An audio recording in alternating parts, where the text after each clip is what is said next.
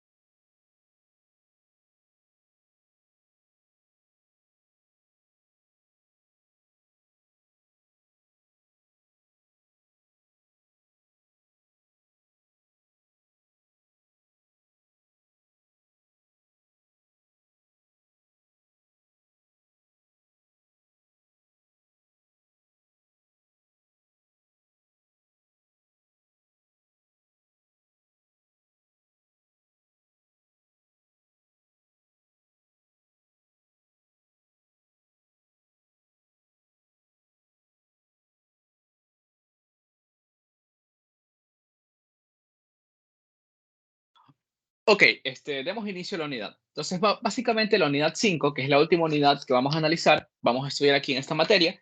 Esta unidad es un poquito más densa, no es complicado, es un poquito más densa el análisis porque ya no son como tal solo el estudio de fallas. Obviamente, esta unidad se expande incluso más en la materia de estabilidad. ¿Cómo se llama? Estabilidad de sistemas de potencia. Entonces, aquí se estudia como que una introducción a la parte de estabilidad, ¿ya? Este, como lo son la parte del criterio de áreas iguales, la ecuación swing, de la que nace el criterio de áreas iguales y todo eso, ¿no? Entonces, eh, ya, listo. Vamos a hacer el análisis de la estabilidad transitoria. Para ello, lo primero que tenemos que ver, como lo verán en la sección 5.1, me dan un segundo, por favor. Ya, en la sección 5.1 lo que vamos a tener, lo que les muestra el ingeniero como tal, es primero que tenemos que hacer para hacer el análisis de la estabilidad transitoria de un sistema de potencia, es primero modelar ese sistema de potencia.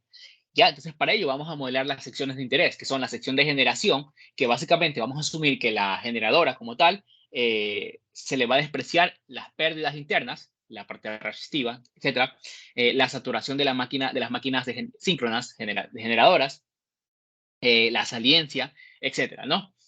Vamos a asumir que son máquinas síncronas con su reactancia de dispersión, obviamente, su reactancia de sincronismo, perdón, que tienen, pues, son máquinas trifásicas, obviamente son trifásicas, pero están balanceadas, por lo tanto, se pueden estudiar a través de su diagrama unifilar.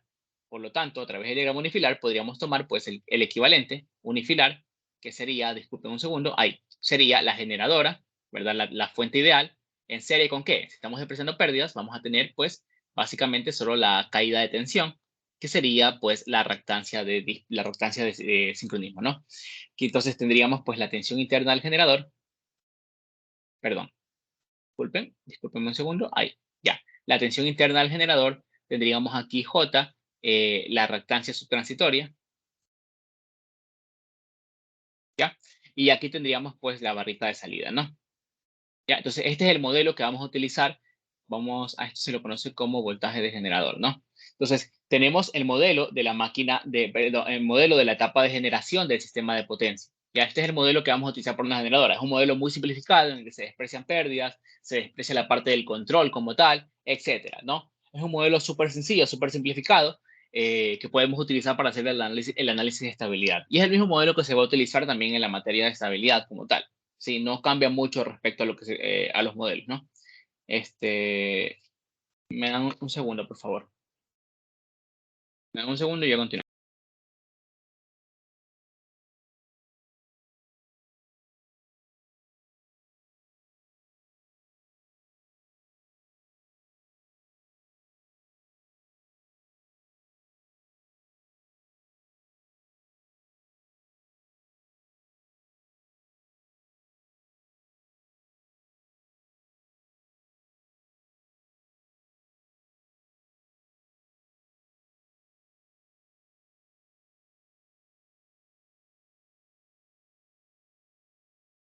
Ok, entonces, continuando, disculpen la interrupción, ya, tenemos el modelo equivalente de la parte de generación, es un modelo súper sencillo. Ahora, el modelo de la parte de las líneas de transmisión, esto lo pueden encontrar en sus diapositivas, por si acaso, creo que es la diapositiva 5 o 6 de los 5, ¿no?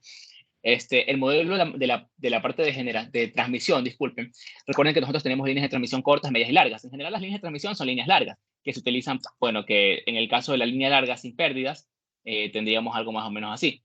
Bueno, vamos a suponer una línea larga con pérdidas, ¿no? Tendríamos un modelo pi, ¿no?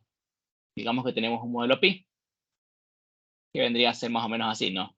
Donde esto de aquí se conocía, disculpen, en un segundo, disculpen, si recuerdan la parte de sistemas de potencia 1, su ayudante les tuvo que haber enseñado que esto era la impedancia en serie, el ingeniero lo pone como ZL, y aquí lo pone como ZS, estas de aquí.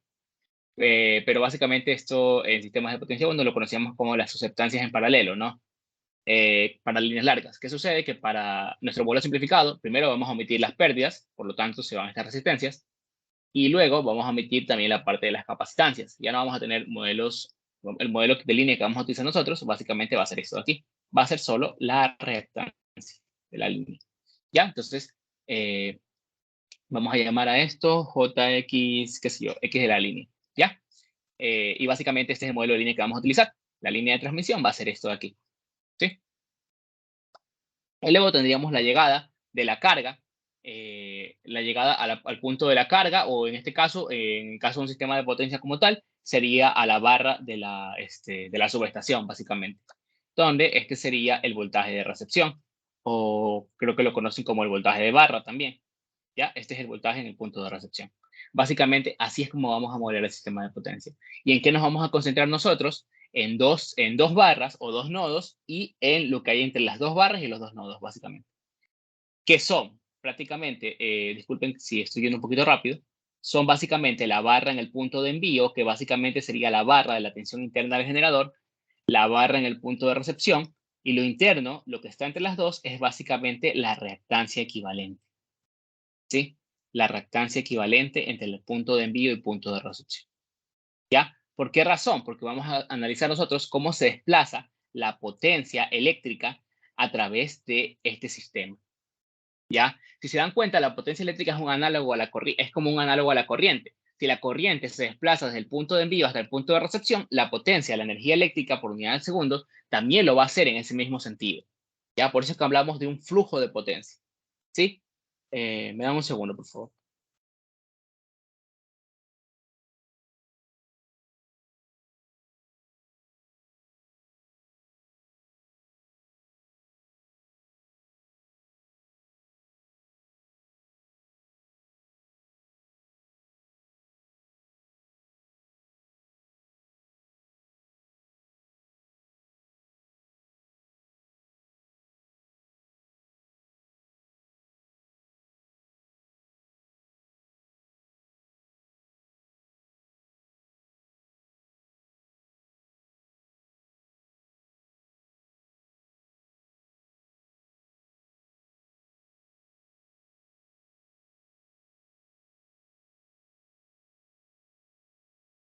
Ya, disculpen la interrupción. Entonces,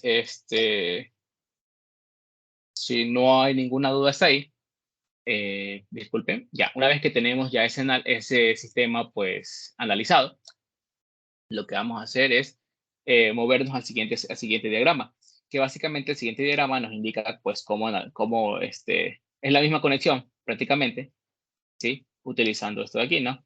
En la barra de envío utilizamos la tensión interna del generador, sería pues la barra de envío del voltaje V sub S, que sería este de aquí, o directamente lo ponemos como una barrita normal. Aquí estaría la reactancia interna del generador, ¿verdad?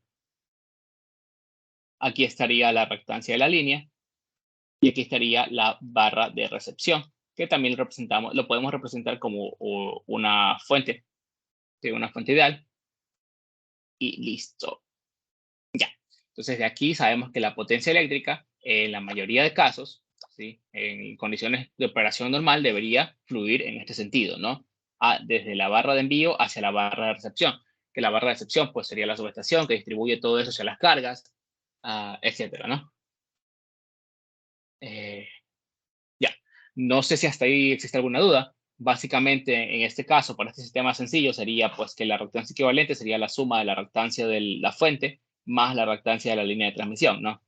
Y bueno, como analizaron en sistemas de potencia 1, la potencia eléctrica, en este caso, la potencia activa, que dependerá en este caso de un ángulo que se va a llamar ángulo de potencia, y vamos a ver qué significa, sería igual a la magnitud, al producto entre la magnitud del ángulo perdón, entre la magnitud del voltaje de envío multiplicado por la magnitud del voltaje de recepción, ¿sí? Partido la reactancia equivalente entre los dos voltajes multiplicado por el seno del ángulo delta, que este ángulo lo vamos a conocer desde ahora como ángulo de potencia. Si ustedes se recuerdan, cuando hacían en sistemas de potencia 1, hacían el estudio de los parámetros de dos puertos, ¿se acuerdan? Entonces, en el parámetro de dos puertos decían, yo tengo aquí un voltaje de envío que es igual a V sub S a un ángulo delta, y aquí tengo un voltaje de recepción que es igual a V sub R a un ángulo 0 grados. Y por eso que les quedaba la expresión de potencia así, en donde esto era V sub S y esto era V sub R, ¿sí? Las magnitudes. Ahora es algo muy parecido, solo que ahora el ángulo de V sub R ya no es 0 grados, sino que ahora este ángulo, perdón, esta tensión, disculpen, esta tensión de envío es igual a una magnitud de envío, obviamente, a un ángulo θe, coma, y el voltaje de barra o el voltaje de recepción es igual a una magnitud V bus, ¿verdad?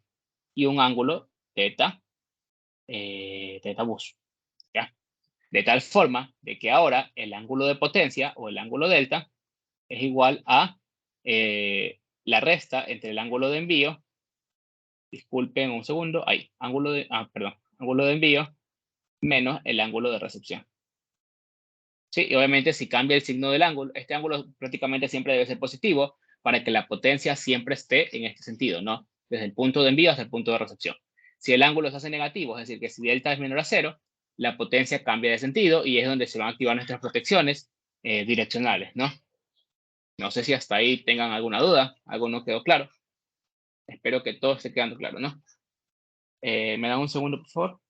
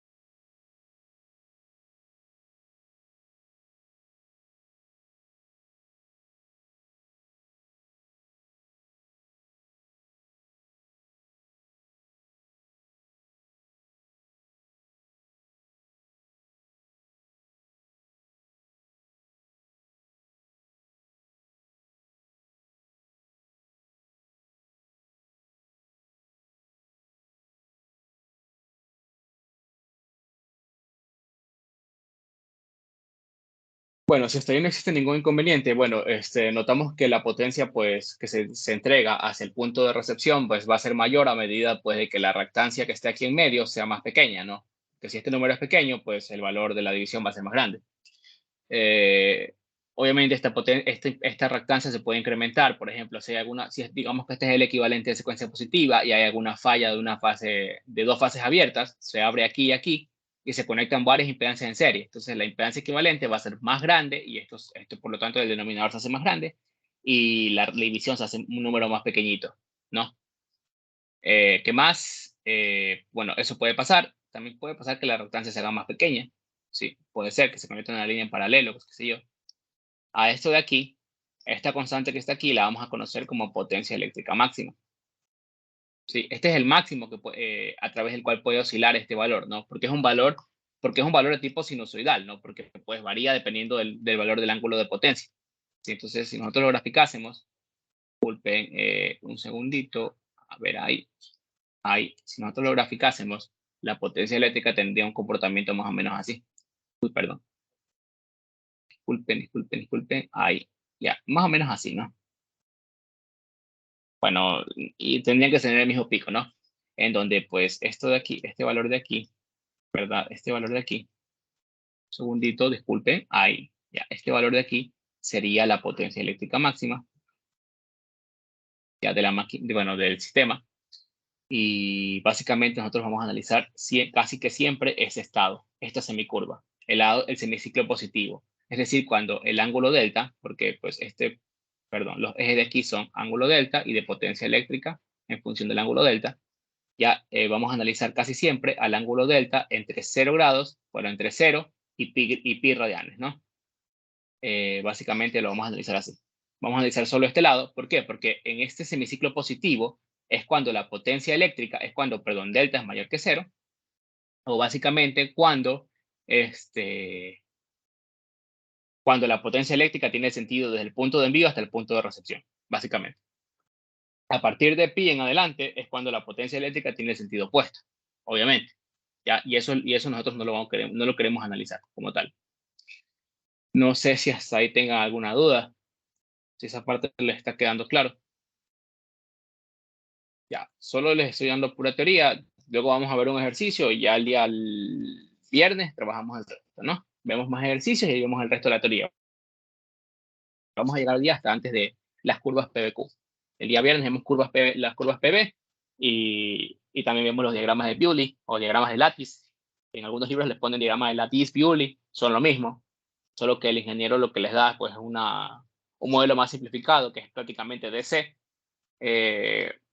súper sencillo, súper simplificado, y solo tienen que aprenderse un par de fórmulas. ¿Ya? Denme un segundito, ¿ya? Hasta eso me avisan si tienen alguna pregunta. Un segundito.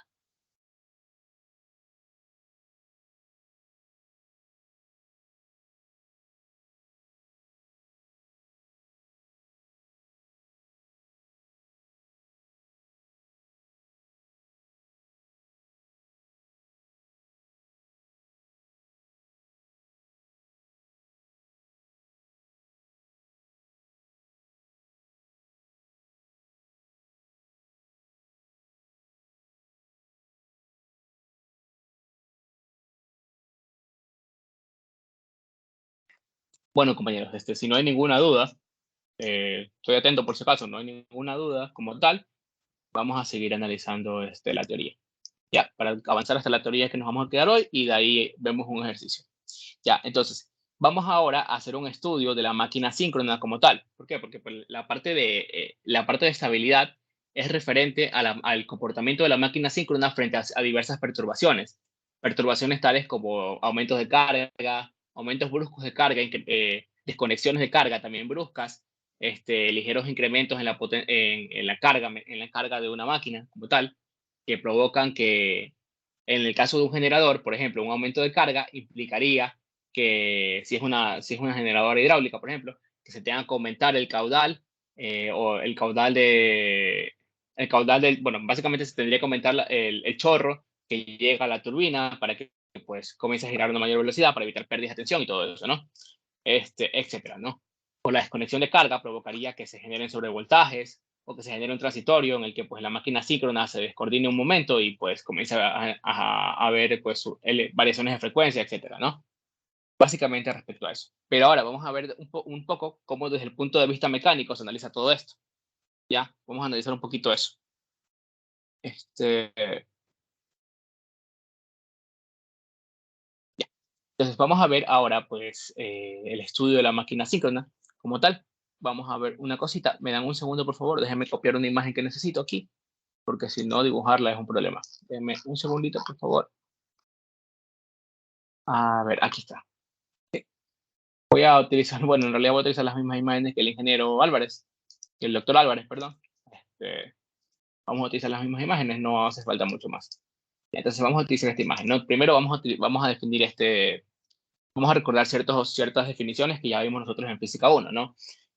Bueno, recordemos pues que el movimiento rotacional lo analizábamos desde el punto de vista pues bueno, lo analizábamos pues con bueno, lo analizábamos desde el punto de vista matemático, ¿no? A través de pues ciertas definiciones. Por ejemplo, en este caso tenemos la referencia de un disco que está rotando a través de un eje, ¿verdad? Un eje de rotación que se encuentra en este caso en su centro geométrico, su centro de masa también, básicamente, coincidirían aquí, en su centro geométrico, ¿ya? Este es el eje a través del cual está girando el disco. Tenemos aquí su momento angular, que básicamente viene a ser representado por la L. Tenemos pues la frecuencia angular o la velocidad angular a la que está girando. Tenemos pues la dirección de esa velocidad angular, que sería pues en este sentido, ¿no? Y tenemos aquí lo que se conoce como momento de inercia angular, que sería pues la I. Pero nosotros en lugar de usar I, utilizamos la J para no confundirnos con corriente, ¿ya? Entonces, a partir de eso, ¿qué sucede? Nosotros podemos definir ciertas cositas. Recuerden una cosita, el momento de inercia angular es como el análogo a la masa, ¿sí? Ya lo vamos a ver por qué, ¿ya? Entonces, de aquí podemos definir nosotros que la energía cinética rotacional no era nada más que un medio ay, se me olvidó, del momento de inercia angular multiplicado por la velocidad, la velocidad mecánica a la que está girando la máquina, ¿no? Bueno, el equipo. En este caso, pues estamos haciendo a referencia a este disco, pero en realidad, pues esto sirve también para la máquina síncrona, ¿no? Solo que obviamente tendríamos que tener cuánto vale el momento de inercia angular de la máquina síncrona. Bueno, del rotor, ¿no? Que es el que está girando a través de un eje.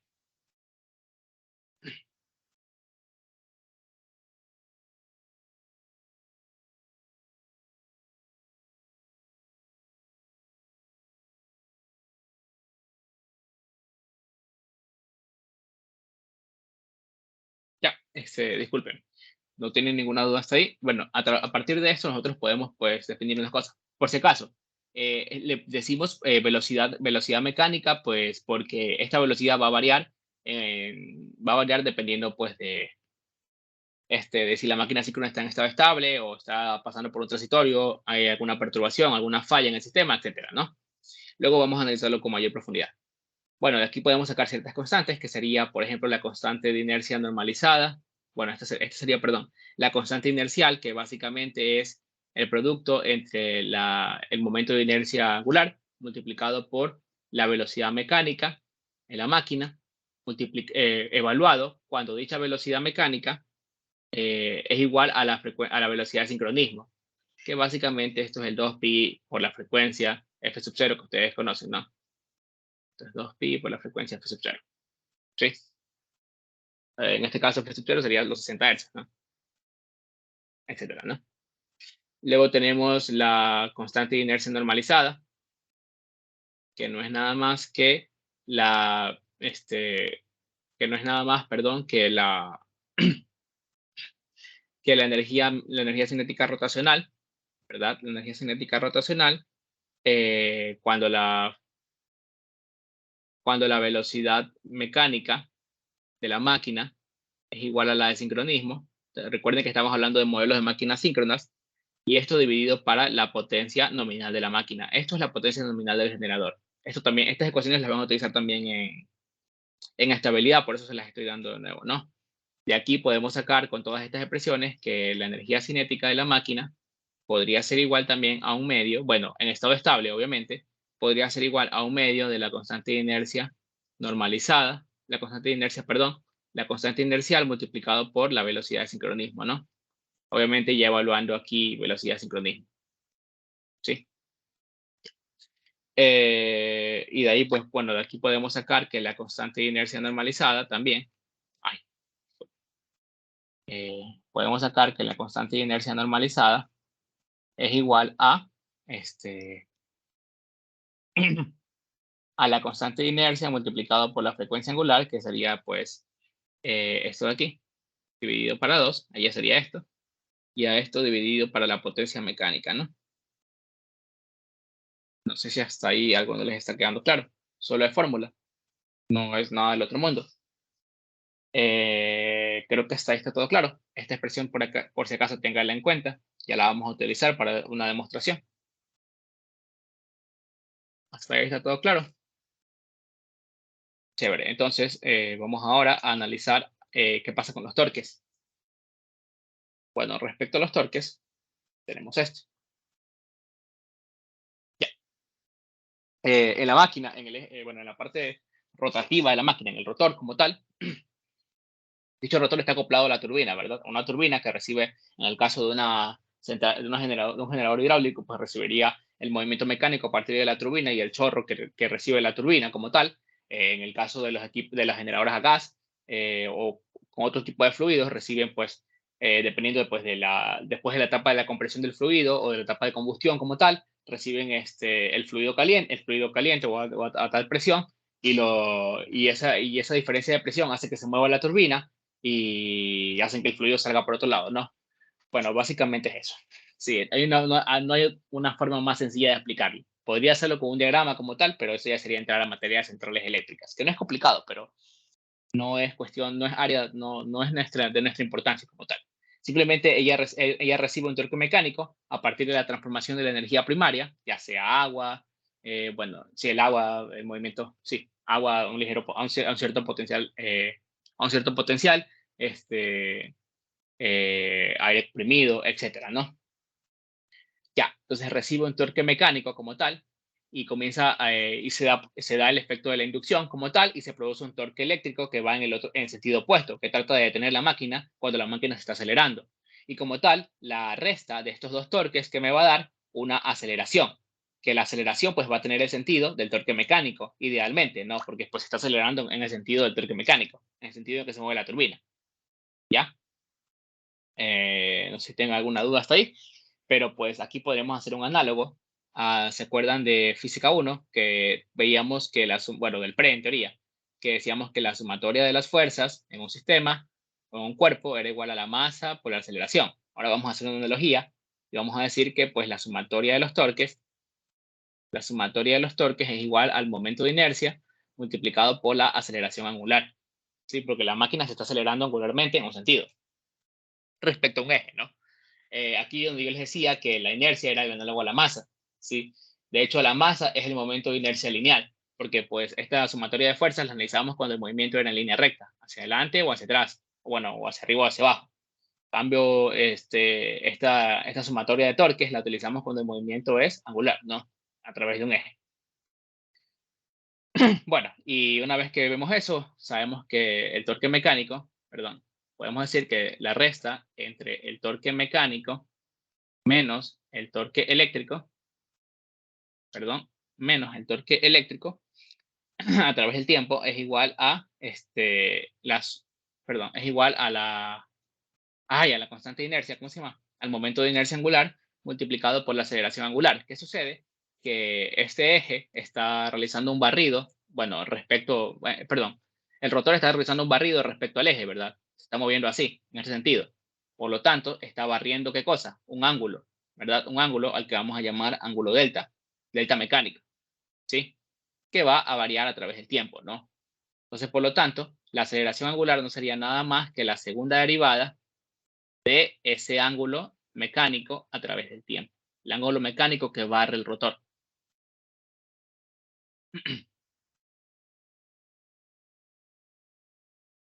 ¿Ya? Y esa sería ya la expresión de, bueno, la expresión de la sumatoria de torque. No sé si hasta ahí tengan algún inconveniente.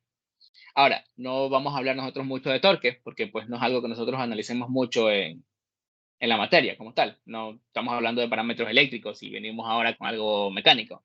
Entonces, ¿qué sucede? Vamos a multiplicar en ambos lados por la velocidad angular.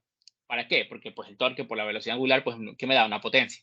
Entonces, pues, multiplicamos en ambos lados por la velocidad angular, obviamente mecánica también. Eléctrico, velocidad angular, mecánica. Perdón, esto es igual a J por la segunda derivada de el desplazamiento mecánico, bueno, el ángulo de desplazamiento mecánico, dividido para la segunda derivada, perdón, derivado respecto a al tiempo. ¿Qué sucede? Que esto de aquí se convierte ahora en potencia mecánica menos potencia eléctrica. Y esto es igual a J multiplicado por J omega mecánico de T por la segunda derivada del ángulo de desplazamiento mecánico respecto al tiempo. Ya, y ya tenemos otra expresión, ¿no? La expresión de la diferencia de potencias. ¿Qué sucede? Que aquí es igual todo esto de aquí, J por la frecuencia angular, eso es igual a la constante M, a la constante inercial. Entonces, esto de aquí no es nada más que la constante M, ¿sí o no? Y recordemos que de la expresión que sacamos acá hace rato, esta expresión, podríamos hacer una cosita. ¿Qué pasa si yo ahora a ambos lados lo divido para la potencia nominal de la máquina?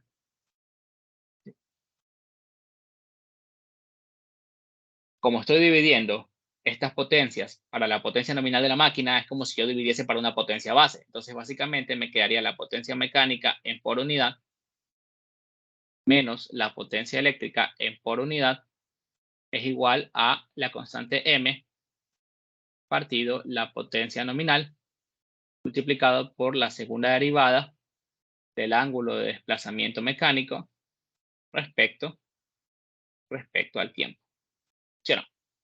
Entonces, ¿qué sucede? Que de aquí despejo ese M sobre S y me va a quedar que M sobre S, bueno, SM, es igual a la constante de inercia normalizada, dividido para 2 veces la frecuencia de sincronismo. ¿Sí o no? Entonces reemplazo eso de ahí y ya me queda pues que la potencia mecánica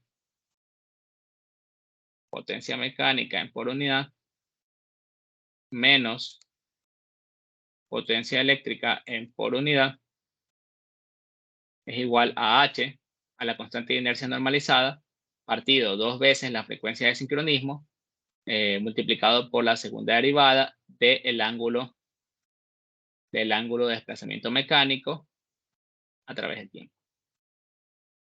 No sé si hasta ahí tengan alguna duda, pero de ahí pues sacamos que la frecuencia de sincronismo es igual a,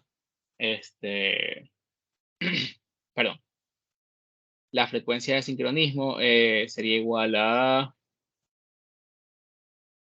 la frecuencia, aquí me perdí.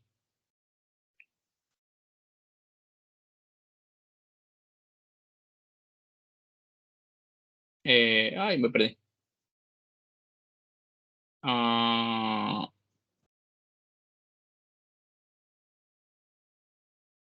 para 2 multiplicado por P. Deme un segundito porque me perdí.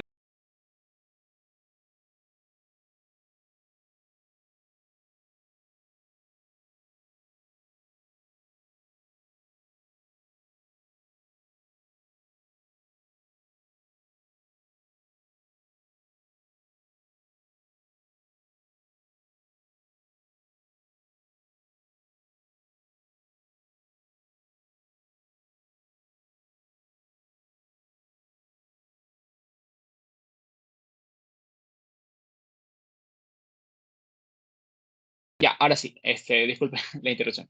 Ya, sería la potencia mecánica en por unidad menos la potencia eléctrica, perdón, en por unidad. Y aquí me quedaría pues la constante de inercia normalizada, constante de inercia normalizada partido 2 veces la frecuencia de sincronismo. ¿Y qué sucede? Que aquí hacemos la analogía de que el ángulo de potencia eléctrica es igual al ángulo pues, de potencia mecánica. ya, el ángulo de potencia mecánica. Aquí es, disculpen, aquí era el ángulo de potencia me equivoqué, perdón, el ángulo de potencia mecánica es igual al ángulo de potencia eléctrica multiplicado por, multiplicado por 2 y dividido para el número de polos, ¿sí? De la máquina síncrona. Sí, disculpen, esta fórmula no me acordaba, por eso que estaba equivocado. Ya, entonces aquí si reemplazamos eso, me quedaría aquí 1 sobre, aquí era P partido 2, sí, porque quede multiplicado. Multiplicado por la segunda derivada, y ahora en lugar de poner el ángulo mecánico, ya puedo poner el ángulo eléctrico, ¿sí? El ángulo eléctrico. Entonces, pues, ¿qué sucede? Que esta multiplicación de aquí, que me va a dar, ay, perdón, se me fue un 2, disculpen, se me fue un 2. Este 2 de aquí lo omití. Sí, me olvidé de poner este 2 de aquí. Ah, no, aquí está. Mm, Algo se me fue. Se me fue un 2 por ahí. Bueno, no importa. Creo que lo puse arriba en lugar de poner, lo puse abajo en lugar de ponerlo arriba. Sí, me olvidé, disculpen. Este 2 va acá arriba, no acá. Sí, disculpen. Bueno, déjenme corregir eso. Ya, no importa. No pasa nada. Esto va aquí, ya, listo. Ahora, ¿qué sucede? Que pues esto de aquí no es nada más que la velocidad, la frecuencia angular de la máquina, que sería 2pi por la frecuencia lineal. Entonces, el 2 de aquí se simplifica con el 2 de acá. Y de ahí ya por fin me queda que la potencia mecánica en por unidad menos la potencia eléctrica en por unidad también no es nada más que la constante de inercia normalizada partido pi por la frecuencia lineal eh, multiplicado por la segunda derivada del ángulo de potencia eléctrica respecto al tiempo. ¿Sí? Respecto al tiempo. Y ya. Esta ecuación se conoce como ecuación swing y la van a utilizar tanto en esta materia para el criterio de las áreas iguales y la van a utilizar también en la parte de estabilidad, en la materia de estabilidad como tal. Sí, esto se conoce como ecuación swing o ecuación de... Bueno, ahora vamos a ver ahora si hasta ahí nadie tiene ninguna duda, el criterio de las áreas iguales. Ya vimos de dónde nace la ecuación swing. Sí, disculpen, por ahí me equivoqué un poquito, pero ya corregimos el error, ¿no? Vamos a ver ahora de dónde nace el criterio de las áreas iguales. Este criterio de las áreas iguales es sencillo en realidad. Sí, déjenme un segundito, por favor. Déjenme copiar la imagen porque pues no vale la pena dibujarlo todo de nuevo, ¿no? Denme un segundito, por favor.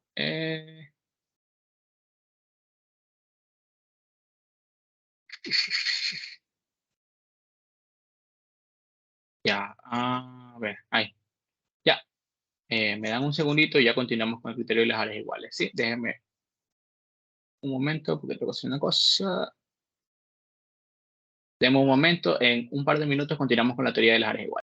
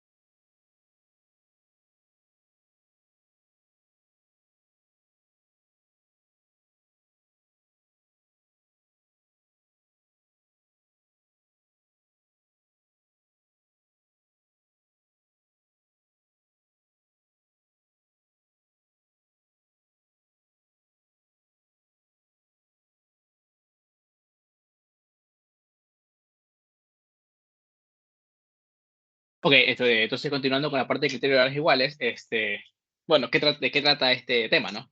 ¿De qué trata el criterio de las áreas iguales? Como tal, trata de el estudio de una máquina, del comportamiento de una máquina síncrona o de un sistema de potencia frente a una perturbación. Como tal, el sistema de potencia que vamos a utilizar es el sistema de potencia simplificado que vimos hace rato. Ya se acuerdan. Era básicamente la parte de generación o la parte de envío era representada por una fuente con una tensión interna de generación, ¿no? O la que se conoce aquí como E', ¿ya? Estaba la barra de envío y aquí estaba la reactancia total, ¿sí? Que no es nada más que la suma de la reactancia de la fuente más la reactancia de la línea. Y teníamos la barra de recepción, que era esta de aquí, ¿no? Entonces, este era el sistema que analizábamos, en donde el flujo de potencia idealmente debería ser hacia acá, ¿verdad? Que es lo que representa este semiciclo positivo, ya en función del ángulo delta, ¿no? Aquí tendríamos el voltaje de barra, ¿ya? Donde el ángulo delta era la resta de este ángulo menos este ángulo, ¿no? Ya. ¿Qué sucede? Que vamos a analizar el sistema de potencia a través de su curva de potencia eléctrica, la potencia eléctrica que se está enviando hacia la barra de recepción, que básicamente es esta de aquí. Ya, entonces, esta es la curva de potencia eléctrica. ¿Qué sucede? Que en el estado estable, la potencia eléctrica y la potencia mecánica tienen que ser iguales. ¿Por qué? Por la ecuación swing. Recordemos, la ecuación swing me dice que la eh, potencia mecánica por unidad menos la potencia eléctrica, perdón, menos la potencia eléctrica por unidad tiene que ser igual a H partido, aquí me parece que era pi por la frecuencia f sub 0 por la segunda derivada del el ángulo de potencia eléctrica respecto al tiempo. ¿Ya? Entonces, ¿qué sucede? Que si estamos en estado estable, la máquina síncrona, el generador como tal, el rotor no debería estar acelerado, no debería estar en proceso de acelerarse, básicamente, no debe estar ni acelerándose ni desacelerándose. Entonces, básicamente se encuentra girando a una velocidad, que es la velocidad de sincronismo. Por lo tanto, se encuentra a velocidad estable y por lo tanto no hay una variación del ángulo de potencia y por lo tanto esta segunda derivada debería ser cero. Y para que la segunda derivada sea cero, si esto es cero, significa que la potencia mecánica en por unidad es igual a la potencia eléctrica en por unidad. Por lo tanto, estamos en estado estable. ¿Sí? Por esa razón, ustedes ven que la potencia mecánica, que en este caso lo vamos a representar como rectas horizontales, porque son constantes, por eso se dan cuenta que la potencia mecánica es una constante, por si acaso, y justo estamos trabajando a un ángulo de potencia tal que la potencia mecánica y potencia eléctrica sean iguales, en estado estable, obviamente. Por eso que estamos trabajando inicialmente a un ángulo delta sub 0, ¿sí? Porque justo ahí coincide la potencia mecánica que requiere, la potencia eléctrica que requiere mi sistema con la potencia mecánica como tal. ¿Ya? No sé si hasta ahí tenga alguna duda. ¿Ya? Bueno, entonces ahí está la potencia eléctrica que yo requiero para alimentar mi sistema y tiene que coincidir con la potencia mecánica. ¿Qué sucede? ¿Qué pasa si hay una conexión o una desconexión de carga? Si hay una desconexión de carga, por ejemplo, como en este caso, lo que sucede es que el sistema de potencia como tal si hay una conexión de carga bastante grande, el sistema de potencia, ¿qué tiene que hacer? Aumentar, bueno, la generadora. ¿Qué tiene que hacer? Aumentar la potencia mecánica para suplir el nuevo requerimiento de potencia eléctrica, porque ahora se requiere más potencia eléctrica para alimentar toda la carga total, ¿no? Por lo tanto, el sistema de potencia tiene que subir hacia una potencia eléctrica un poquito mayor, hasta este punto. ¿Ya? Obviamente cambiando qué cosa? El ángulo de potencia eléctrica a un ángulo delta sub K. Entonces, ¿qué sucede? Se incrementa la potencia mecánica, pero la máquina síncrona no va a pasar directamente para acá, directamente hasta esta potencia mecánica, sino que va a subir gradualmente, acelerándose, y esta derivada ya no va a ser cero. ¿Sí? Se va a comenzar a acelerar y la derivada, obviamente, ya va a dejar de ser cero. Entonces, la máquina se va a comenzar a acelerar hacia arriba. Ay, perdón. La máquina se comienza a acelerar, la derivada deja de ser cero y llega hasta este punto. Pero ¿qué sucede? Como se estaba acelerando la máquina, ella no se va a detener de golpe en este punto, sino que va a dejar de acelerarse, pero por propia inercia va a seguir aumentando su velocidad un poquito más hasta llegar a un punto que se va a llamar ángulo máximo o delta F, delta final, delta máximo, ¿ya? Llega hasta este punto en donde se acaba la energía, bueno, donde la inercia le permite llegar, donde su propia inercia le permite llegar y la máquina solita regresa, baja, ¿verdad? El ángulo de potencia comienza a disminuir hasta llegar al ángulo delta sub K de nuevo, justo el ángulo en donde se debe estabilizar. Pero ¿qué sucede? que la máquina no se queda de nuevo en este punto, sino que por inercia propia, como está desacelerándose, baja un poquito más y luego que baja, la máquina otra vez vuelve a acelerarse hasta llegar al punto de nuevo, pero no se queda de nuevo en el punto, sino que sube un poquito más y así pasa oscilando alrededor del punto de operación hasta que llega a un punto tal en el que sí se estabiliza y sí se queda ya como tal en el punto de operación. Aquí, ¿ya? La máquina tiende a oscilar, tiende a tener un transitorio. No sé si esta parte quedó clara. Si se dan cuenta, la potencia mecánica ha cambiado y por lo tanto la máquina ha tenido que hacer dos recorridos, en el cual ha trazado dos áreas, ¿ya? Área 1 y área 2. No sé si hasta ahí esta parte está quedando clara, espero que sí. Bueno, de ahí el ingeniero les da una pequeña demostración que no es nada complicada, en realidad creo que está bastante sencilla en la diapositiva, pero pues llegan a la conclusión de que la primera derivada del barrido del ángulo de potencia respecto al tiempo tiene que ser igual a la raíz cuadrada. Por si acaso, solo utiliza un artificio, nada más, el ingeniero, no es nada del otro mundo. Creo que a ver, no habría ningún inconveniente aquí. Entonces, pero si lo hay, me avisan, ¿ya? Hasta el ángulo delta sub F, y aquí utilizamos la potencia mecánica en por unidad menos la potencia eléctrica menos la potencia eléctrica en por unidad. Potencia depende del ángulo, depende del tiempo, depende del ángulo de potencia y aquí. Ya, entonces, ¿qué sucede? Que para que el sistema se pueda decirse que es estable, esta derivada tiene que ser igual a cero. ¿Y qué pasa? Que para que esta derivada sea igual a cero, ¿qué tiene que ser igual a cero? Esta integral. Entonces, esta integral como tal tiene que ser igual a cero. Sí, déjenme copiar incluso el igual a cero para no complicarme la vida. Esta integral tiene que ser igual a cero. ¿Y qué sucede? Que esta integral es la integral de la diferencia entre potencia mecánica y potencia eléctrica desde este punto hasta este punto. ¿Sí? Desde delta 0 hasta delta F, hasta el delta máximo en el que oscila el sistema. ¿Sí? Porque este es el movimiento que hace toda la máquina síncrona. Pero ¿qué sucede? Que como las áreas tienen que ser siempre positivas, primero es potencia mecánica menos potencia eléctrica y luego es potencia eléctrica menos potencia mecánica, porque aquí la máquina está generando más de lo que la potencia mecánica le está dando. Sí, no sé si hasta esta parte está clara. Bueno, de ahí el ingeniero les da una expresión que es el ángulo delta sub 0 menos, perdón, desde delta sub 0 hasta delta sub k. De aquí debería ser potencia mecánica en por unidad. Bueno, voy a poner potencia mecánica menos potencia eléctrica, obviamente está en por unidad, delta t. ¿Sí? Y acá es igual a desde el ángulo delta sub k hasta el ángulo delta sub f de la expresión de potencia mecánica menos la potencia eléctrica respecto a delta. Ah, no, perdón, la integral es respecto al ángulo delta, no respecto al tiempo. Sí, disculpen, me confundí.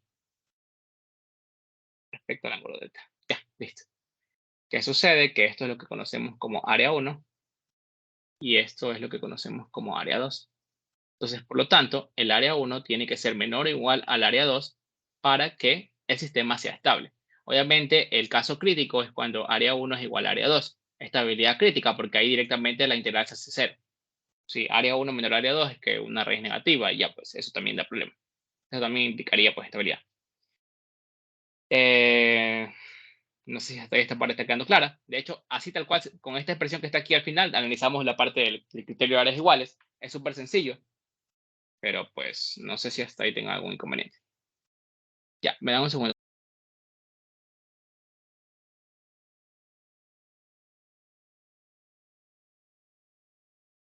Ya. Ahora vamos a ver las distintas variaciones de la parte de la teoría de criterio de áreas iguales. Ya, para la parte de relé de potencia inversa, bueno, ¿para qué me sirve el relé de potencia inversa? O un relé direccional. Según yo, se refiere a un relé direccional. Básicamente, denme un segundito, por favor. Ya, se refiere a que en un sistema de potencia como tal, en estado estable, perdón, en condiciones normales de operación, la potencia debe fluir desde la barra de envío, o sea, desde la generación hacia la carga, ¿no? O desde la barra de envío hacia la barra de recepción, como ustedes lo vieron en sistemas de potencia 1. Pero, ¿qué sucede si ocurre alguna perturbación en el sistema de potencia? Si ocurre, qué sé yo,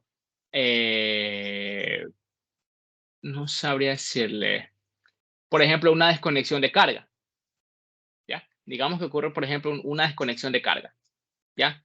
Eh, Como tal, en el sistema de potencia, en condiciones de estado estable, la potencia eléctrica, denme un segundito, ya, la potencia eléctrica debería fluir en este sentido, ¿sí o no? Pero, ¿qué sucede si hay una desconexión de carga y la potencia eléctrica ahora comienza a fluir en sentido opuesto? Tenemos una potencia eléctrica prima en lugar de la potencia eléctrica que teníamos antes. ¿Qué sucede si la potencia eléctrica comienza a fluir en sentido opuesto? Las máquinas síncronas comenzarían, por así decirlo, a actuar como carga. Entonces, pues eso es algo que no queremos. Podría dañar la máquina síncrona. Entonces, por lo tanto, lo que vamos a hacer es colocar relés de potencia inversa, que simplemente son relés que se colocan en un lado de la línea y pues miden el sentido, bueno, calculan el sentido de la potencia en el que fluye la potencia y si y nosotros la seteamos en un solo sentido, ¿no? Si la potencia eléctrica comienza a fluir en sentido opuesto, el relé se activa las protecciones y hace que se desconecte todo el sistema, ¿verdad? Para evitar daños. También,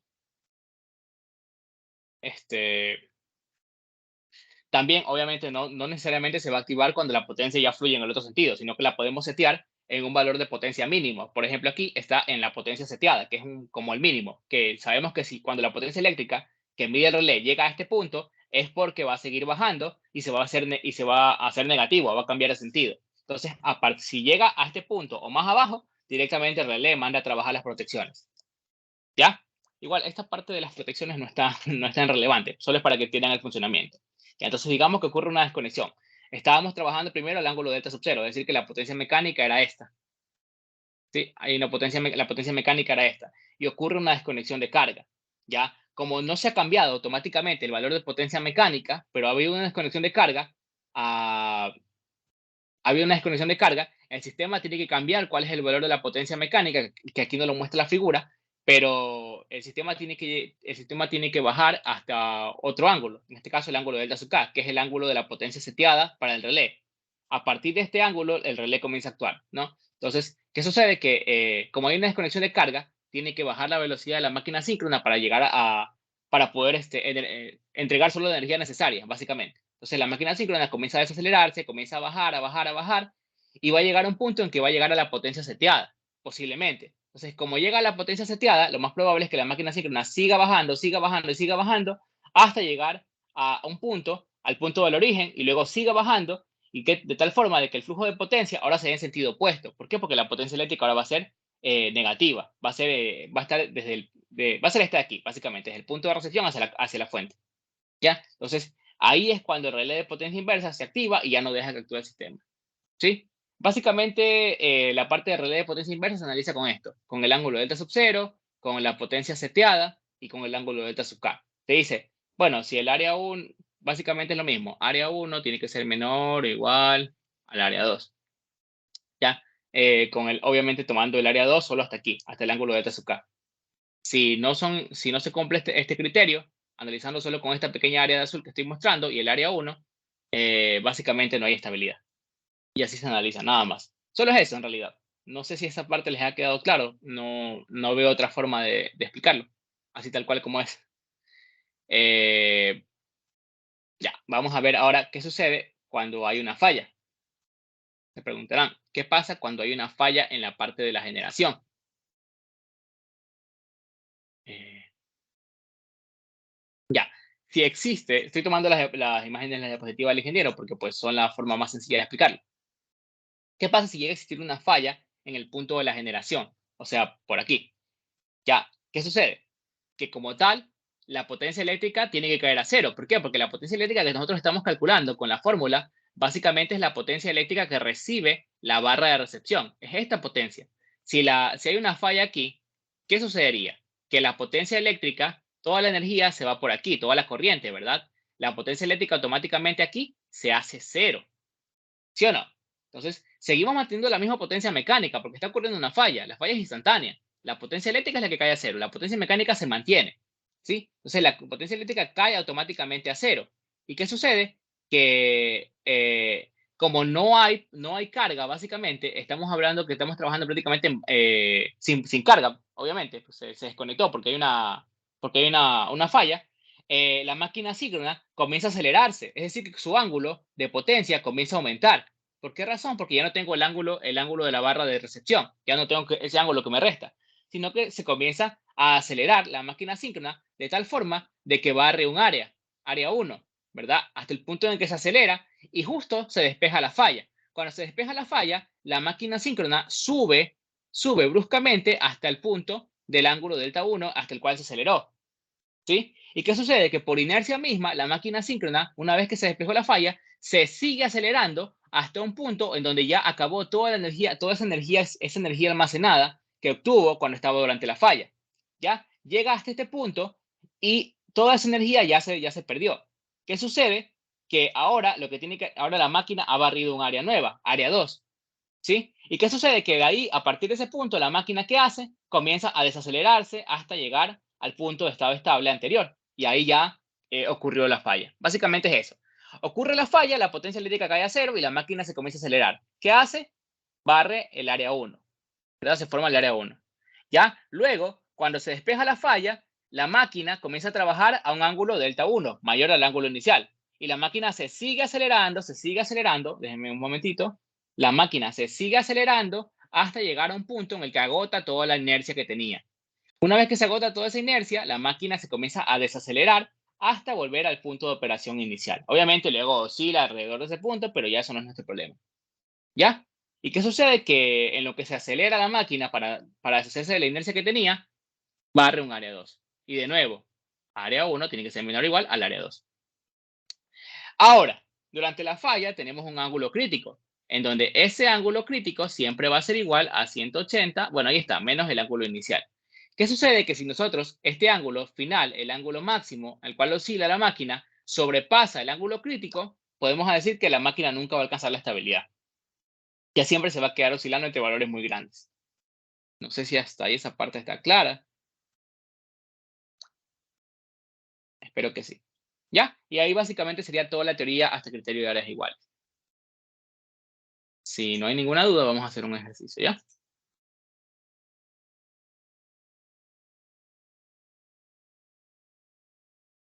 Perfecto. Si no hay ninguna duda, vamos a hacer un ejercicio que sería el ejercicio 5.1, ¿no? De la guía. Creo que esta guía no la tienen que entregar, entonces, pues, a lo mejor no es de mucho interés, pero son ejercicios son bastante buenos, no son ejercicios tan complicados, ni tampoco, bueno, no son ejercicios muy complicados en realidad, pero tampoco son muy sencillos, ¿no? Bueno, tenemos el problema 5.1. Sí,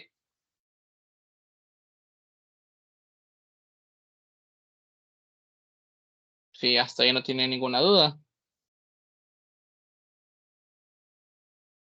Deme un segundito, por favor. Me da un segundo, por favor.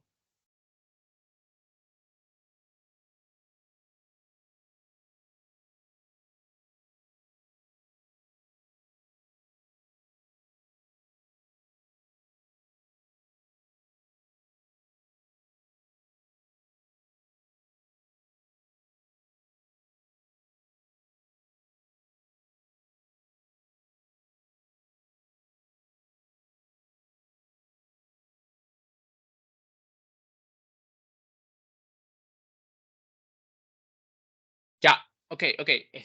Continuemos con el ejercicio. Vamos con el problema 5.1.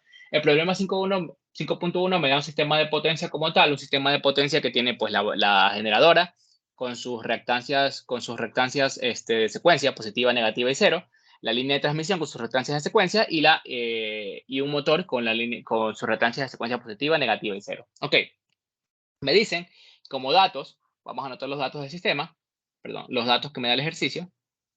Vamos a anotar los datos rápidamente. Me dicen que el sistema de potencias juntos me dice que la máxima potencia que se puede transmitir, ojo, máxima potencia que se puede transmitir se refiere a la potencia eléctrica máxima, que sería de 3 por unidad, ¿no? 3 por unidad. Sí, recuerden que la potencia que me están dando ya es en por unidad porque es respecto a la base del generador, ¿no?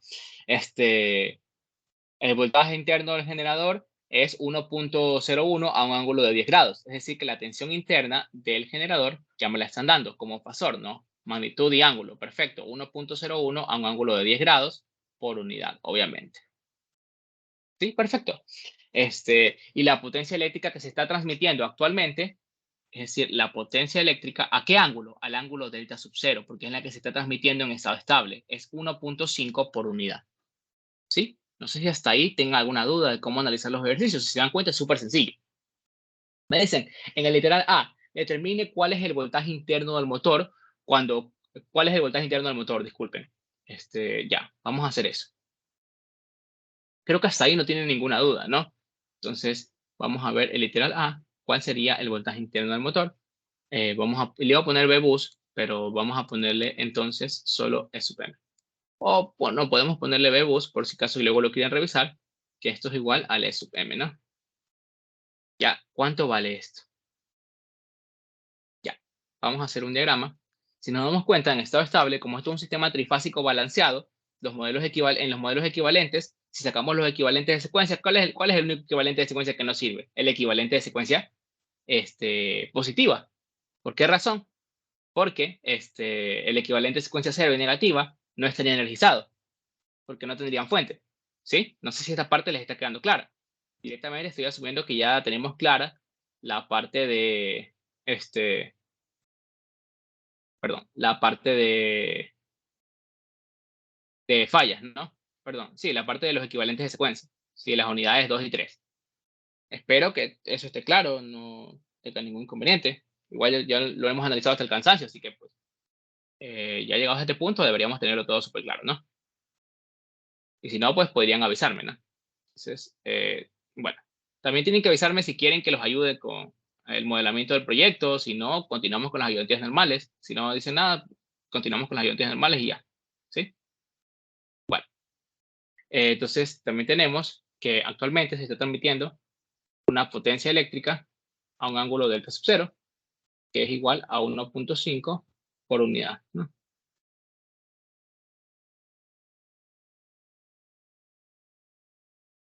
Bueno, ¿qué podemos sacar de aquí? ¿Cuál es la reactancia equivalente? Es la suma, bueno, en magnitud sería 0.08 más 0,15 más 0,1. ¿Sí o no? Esto sería 0,33, si no me equivoco. ¿Sí? No sé si ustedes tengan alguna duda.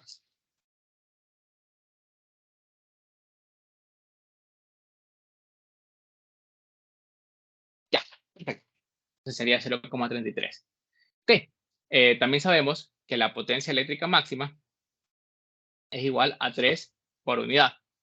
Y eso no es nada más que la tensión de generación multiplicada por la magnitud de la tensión del motor partido la reactancia total entre las dos en estado estable, que sería la reactancia de secuencia positiva. Por lo tanto, la tensión del motor, la magnitud de la tensión del motor, perdón, sería igual a al 3 por unidad, o básicamente vamos a reemplazarlo así, potencia eléctrica máxima multiplicado por la reactancia total partido la tensión interna del generador. Y todos esos datos ya los tenemos. Entonces sería 3 multiplicado por 0,33 y dividido para 1.01, que es la tensión interna del generador. Entonces la magnitud de la tensión del motor es igual a ¿cuánto?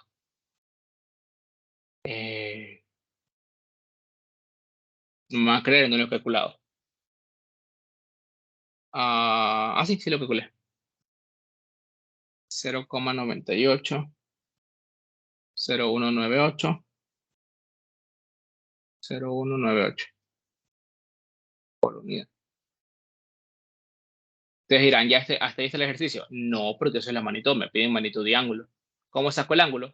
Pues yo sé que la potencia eléctrica al ángulo delta sub cero, es decir, la de estado estable, es igual a 1.5 por unidad. ¿Y eso qué es igual? A la potencia eléctrica máxima perdón, a la potencia eléctrica máxima multiplicada por ¿qué? Por el ángulo seno de delta sub 0, porque esta es la expresión de potencia eléctrica, ¿verdad? Y en la potencia eléctrica máxima yo sé que es 3 y el ángulo es seno de delta sub 0. Entonces, de aquí saco delta sub 0.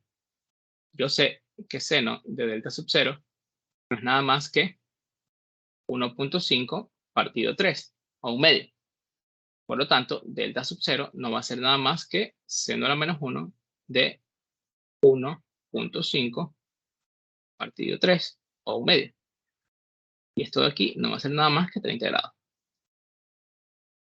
Y ahora yo sé que el ángulo de potencia delta sub 0 no es nada más que la resta entre el ángulo de generación menos el ángulo de recepción, que sería el de motor. Y yo sé que el ángulo de generación es 10 grados y el ángulo de motor pues no lo conozco. Pero yo sé que todo esto es igual a 30. ¿Verdad? De aquí saco que el ángulo del motor es igual a menos 20 grados. Y ya. Ahora sí, ya tengo el literal A resuelto. 0,98, 0,198, 0,198 a un ángulo de menos 20 grados por unidad. No sé si está ahí todo claro. Sería mi literal A. Creo que sí.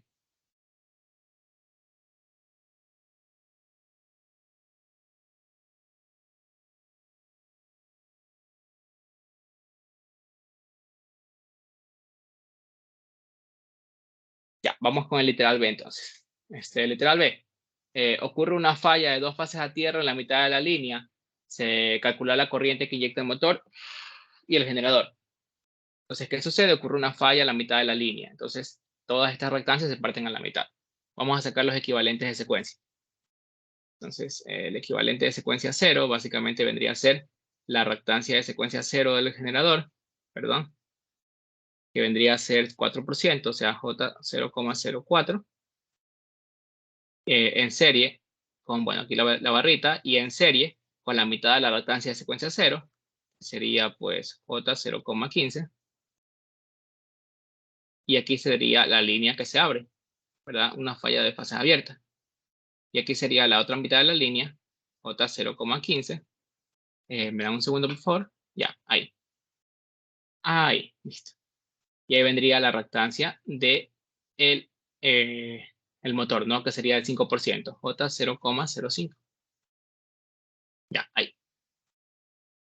Y ahí ya estarían conectados. ¿Sí? El equivalente de secuencia positiva, que sería algo muy parecido, pero con un generador, ¿no? Con las reactancias de secuencia positiva. Tenemos la de secuencia positiva, que sería el 8%, la barrita, y aquí serían pues la mitad de la reactancia de secuencia positiva, que sería J 0,075, la fase abierta, y aquí sería J 0,075, y aquí sería J 0,1, ¿no? Y sería, perdón, aquí sería la tensión interna del motor. ¿Sí? Denme un segundito, por favor. Ya. Entonces aquí sería la tensión interna del generador, que sería 1.01 a 10 grados. Y aquí sería la tensión interna del motor, que sería 0,98, 0,198, 0,198 a menos 20 grados. ¿Ya? Y por último, el equivalente de secuencia negativa, que sería lo mismo, porque las reactancias coinciden, pero sin las fuentes. ¿Sí o no? Ya estarían los equivalentes y estarían conectados para la falla. No sé si hasta ahí tengan alguna duda. Bueno, Voy a interconectar rápidamente los equivalentes de secuencia para que lo puedan ver, ¿ya? Entonces, denme un segundito.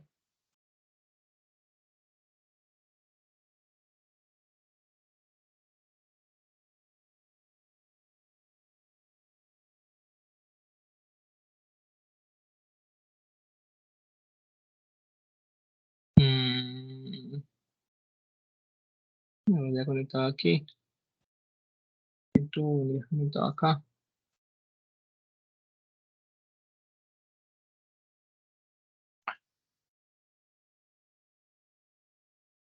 Bueno, no va a quedar perfecto, pero pues ya ustedes ahí utilizan su imaginación para conectarlo bien. Que la verdad no quiero perder tiempo haciendo perfecto el dibujo, no, porque no, es indiferente, ¿no? Que el dibujo quede perfecto a que podamos utilizarlo, ¿no? Igual se entiende. Ya, entonces ahí está. Si se dan cuenta, prácticamente, ¿qué sucede? Vamos, ¿qué sucedería? Todo se conecta, ¿cómo? Se conecta prácticamente todo en serie, ¿sí o no? Por el equivalente, perdón, el circuito la conexión equivalente para secuencias, ¿no? Entonces, ¿qué sucede? Que me quedaría que ahora lo único que sucede es que se van a sumar todas las reactancias, ¿sí o no? Por lo tanto, la reactancia total me quedaría, o la reactancia equivalente, me quedaría la suma de las reactancias de secuencia 0. Bueno, vamos a sumarla solo en magnitud, ¿no? Sería el 0,04 de secuencia 0 del generador, más, ¿cuánto era el motor? 5%. El 0,05 más el 0,3 de la línea, ¿sí? En secuencia 0, más, y aquí me quedaría dos veces las reactancias de secuencia positiva, ¿no? 2 porque las de secuencia negativa son iguales. 2 por 0,08 más 0,15, que verdad que sería la suma de estas dos, igual sigue en serie, más 0,1. Entonces la reactancia equivalente vendría a ser igual a, no me van a creer, no lo he sacado, ya lo voy a sacar.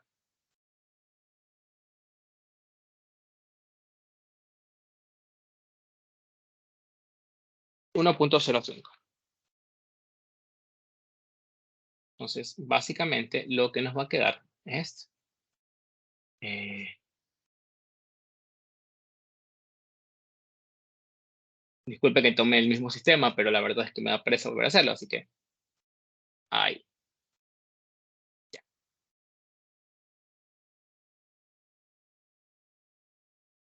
Nos va a quedar esto de aquí.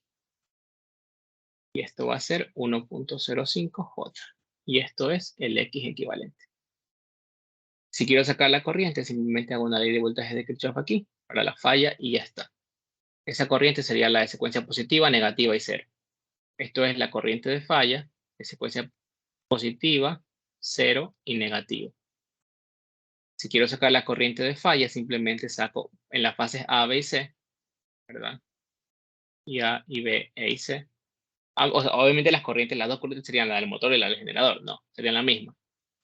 Multiplicado por 1, 1, 1, 1, 1, 1, A al cuadrado, A y A al cuadrado, multiplicado por la misma corriente. Corriente de falla y corriente de falla. Sabemos que es de secuencia 1, 0, 2, 1, 0, 2 y 1, 0, 2.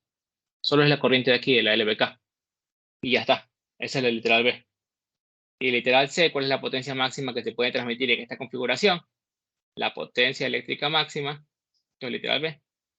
Y el literal C, la potencia eléctrica máxima sería igual a 1,01 multiplicado por 0,98, 0,198, 0,198, que es la tensión del motor, partido la nueva reactancia, que es 1,05.